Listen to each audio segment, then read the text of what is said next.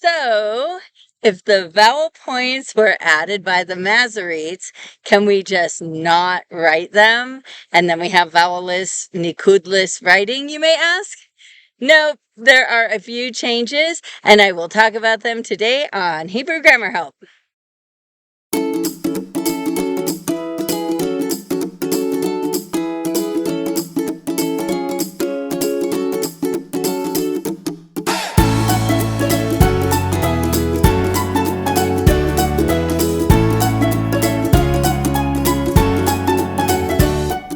Shalom, and welcome back, everyone.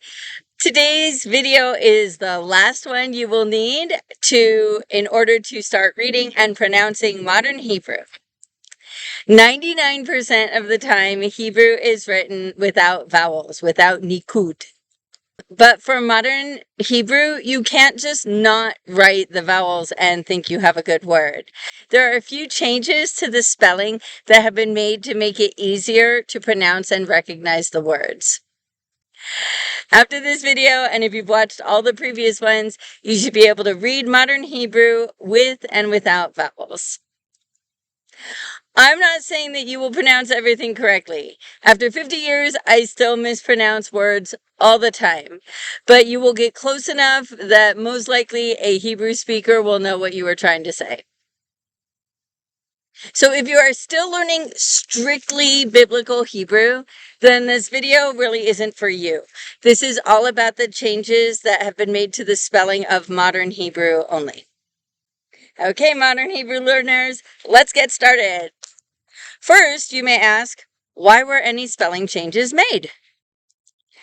The Tanakh and countless other documents were written without vowels and without these spelling changes, and supposedly those documents were understood by the Hebrew speakers of the time. And that is true, but in short, the spelling changes just make it easier and less ambiguous.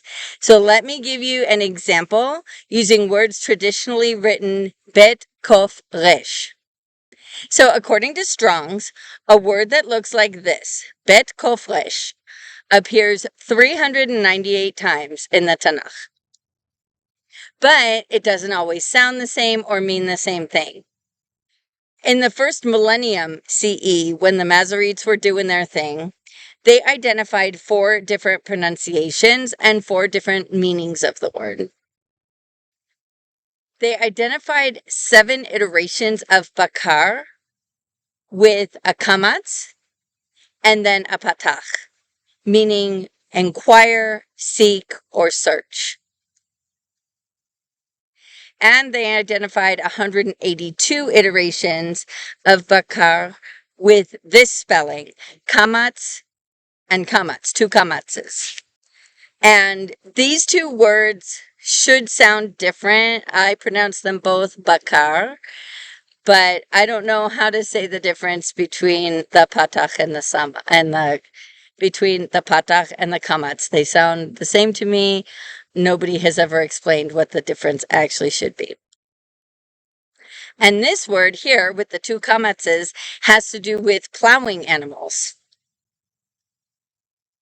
And then there's 5 iterations of bekar, which is a schwa and a patach.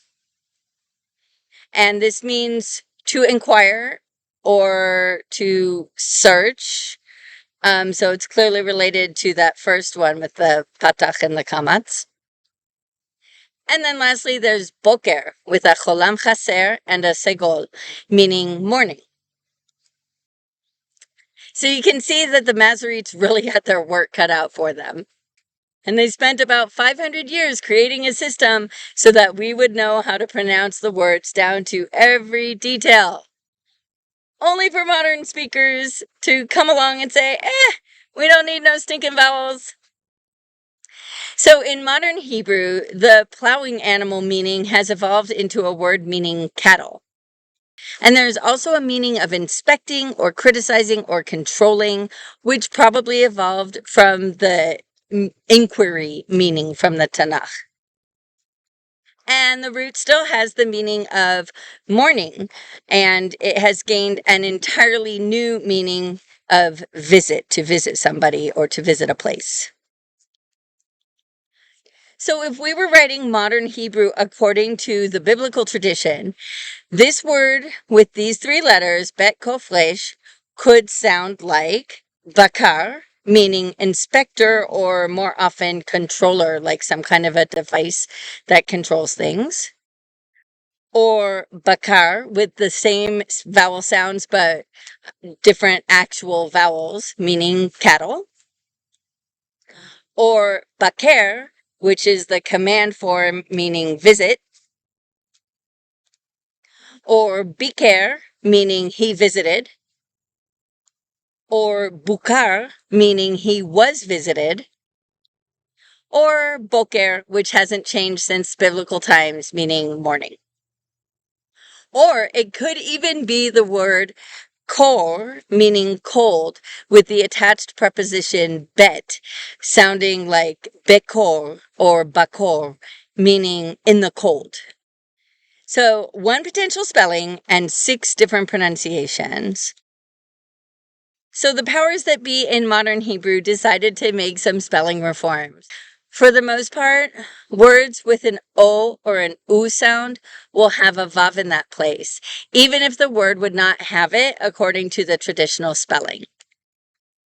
And if it has an E sound, it will have a Yod in that position, even if traditionally it shouldn't be there. Now, clearly, this system is not perfect because you still can't distinguish between O and U or between an A and an E. And also, there are words that don't follow this rule, mostly short and very common words. So, words like lo, meaning no, or po, meaning here, do not get a vav for the O sound. And most of the infinitive forms of pa'al verbs like lichtov have an E sound at the right after the lamed, but they do not get a yod. But a handful of short words and a major verb form are easy to remember as exceptions to the rule. And what this means is that now, instead of having 7 words that look exactly the same but have 6 different pronunciations, now we have 4 different spellings, and only 2 of the spellings are ambiguous with respect to their pronunciation. The top 2 can be bakar or baker, and with the vav after the bet, it can be bukar or boker. And the context can take the reader the rest of the way. So this is clearly much more manageable. So adding the vavs and the yuds to give us clues about the vowels is one official step that was taken to make reading easier. One other such step is the doubling of the consonantal vav and yod. So now that vavs and yods are all over the place indicating vowels, it's going to be really helpful to have a way to indicate when they're actually pronounced in their consonant form, like a V in the case of vav or a Y in the case of yod. They do this by doubling the vav or the yod whenever it is in the middle of the word. So if you didn't have this system, this doubling, you could take a word like this, which is mavet, and it means death. If you remove the vowels and then you have a mem, a vav, and a taf, it looks like it's going to be mot or mut, which are indeed words in Hebrew. Mot is the construct form of death, like the death of somebody, and mut is the imperative form, die. So we can't have that. What happens is the vav gets doubled when it's in the middle of a word, and we still might get confused on the vowels. So is this mavet, mevet, mevat, mavat? We might not be sure about the vowels, but we definitely know that that vav sounds like a V and not like an O or an U. One thing to remember is that this is in no way a doubled consonant. You should not try to pronounce it twice like mavet or hold it longer like mavet. The double letter is only there to indicate that it is a consonant, not that it is a double consonant. So likewise, with a word like lesayem, which means to finish, it has a consonantal yod in the middle.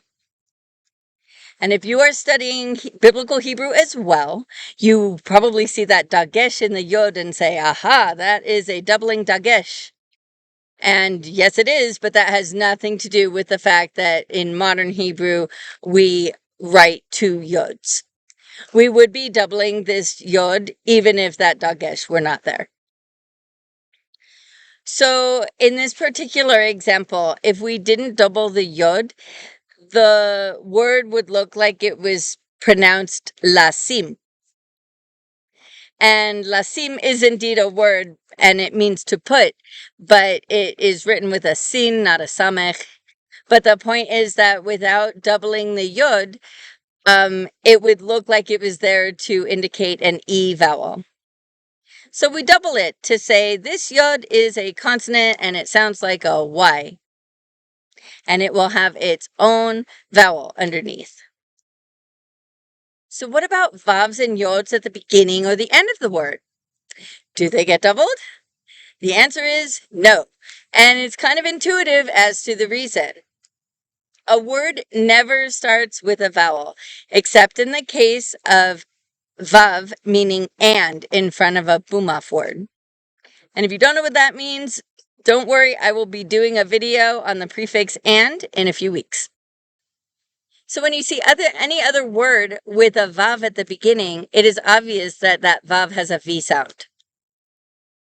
So look at these three related words. We have vered, meaning rose, like the flower. We have varod, meaning pink. And we have an old word, lehavrid, meaning to make something pink. Side note, do not use lehavrid. If you want to talk about making something pink, there are other ways. This is a very obscure word. Anyway, the first two do not get written with a double vav because it is the first letter of the word. But the last one does get a double vav because it's right there in the middle. And we wouldn't want that word to look like lehorid. So these two on top just get the single vav. But what happens when you add the hey, the article, to make it haveret, the rose?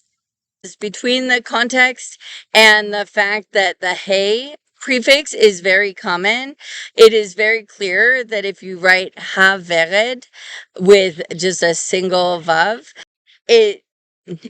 it'll be clear from the context that it's haveret versus hored or hurad, which are both verb forms. So they obviously wouldn't really go in the same place in a sentence as a noun. And the same is true with a yod at the beginning. It can't possibly be representing the E vowel. So there's no need to do anything special to indicate that it is the Y sounding consonant. With respect to a vav at the end of the word, it definitely needs some kind of an indication of its Venus. Especially because there are so many words that have an O suffix indicating the third person singular. Ma shemo, what is his name? Lots of vav suffixes that sound like O. So when writing a word like achshav, which means now, if we wrote it like this, it would look like achsho or achshu. So to indicate that it is a V sound at the end, a yod is placed before the vav. You don't hear this yod at all. To the beginner, it kind of looks like it'll now be achshayiv or something like that. But no, it sounds like achshav. The yod is completely silent.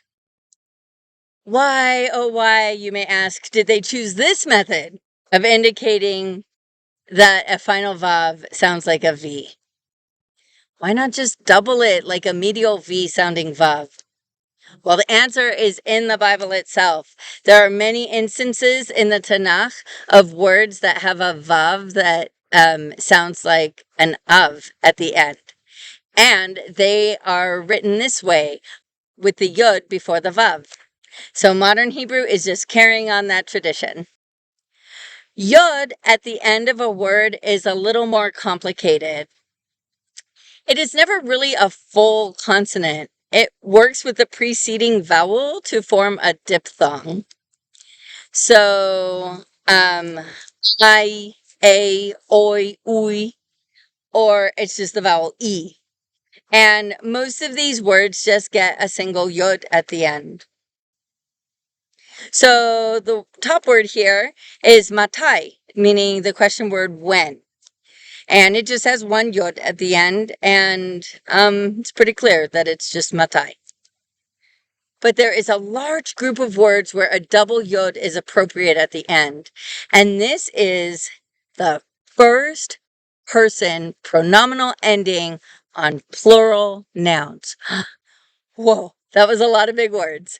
There will be a whole video on pronominal endings, but I'm going to give a quick example here. So the word for uncle is dod. And dod can have a lot of other meanings too, but here we're just going to refer to it as uncle. To say my uncle, you can say hadod sheli, which broken down morpheme by morpheme means the uncle of me. But there's another way to say it, which is actually very typical for a very typical method for family members. But for other nouns, using this method can be seen as a pretty high register. You see it a lot in writing, not so much in talk on the street. And in this method, you put the me/my ending right on the noun dod. So you make it dodi. So that is for one uncle. If you have two or more uncles that you are talking about, you can say hatodim sheli, which is the uncles of me. Or you can say dodai, which doesn't have the plural im ending, but the fact that you're saying I at the end instead of just e means that it's dodim instead of just one dod. So dodi means my uncle, but dodai means my uncles with the plural. And the only difference in the words written with Nikkud is the vowel under that second dalet. So when you write a plural possessed noun with the first person ending, my uncles, my brothers, my teachers, my whatever, they're going to have a double yod at the end to distinguish it from the singular form, my uncle, my brother, my teacher. And that's it. Those are the spelling changes for modern Hebrew written without Nikkud, which is by far the most common way to write it. Lastly, I want to talk about a word like kivun, which means direction. What a mess this word is. It's got a vav sounding like a V with a dagesh in it. So a vav with a dagesh looks like the vowel shuruk. And to make matters worse, it's followed by an actual shuruk. Oy vavoy. So words like this are pretty rare, but this is not the only one. When we are writing a word like this, we do put the yod to indicate the chirik e sound that is under the kaf.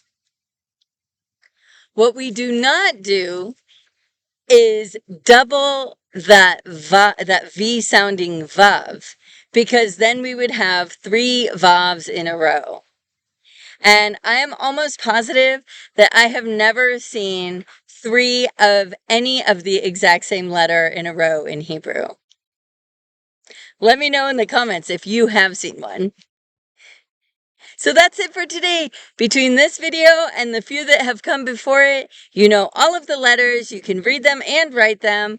You know all of the Nikkud, all of the other special markings like the Geresh, the Gershayim, and the few spelling changes that have been adopted into modern Hebrew. These first few videos have all been geared towards super beginners because if there were people just getting started, I really wanted to get them going and get them being able to read and write and pronounce the letters. But as I mentioned in my introductory video, this is not a class. The rest of the videos will not be presented in a well thought out order. So next week's video is going to be all about the word et, which is a word that gives all learners trouble. If you have any questions or feedback, please leave it in the comments. And also, if you have some aspect of Hebrew grammar that has you flummoxed, let me know and I will do my best to explain it in a future video. Hit like if you enjoyed this video and subscribe and press the notification bell if you want to see more. On Thursday, I'll do another book review, and then on Sunday, I will upload another video on vocabulary. Or you can just wait for next week's grammar video, which, like I said, will be on the word et. Lehitraot בפעם הבאה. See you next time.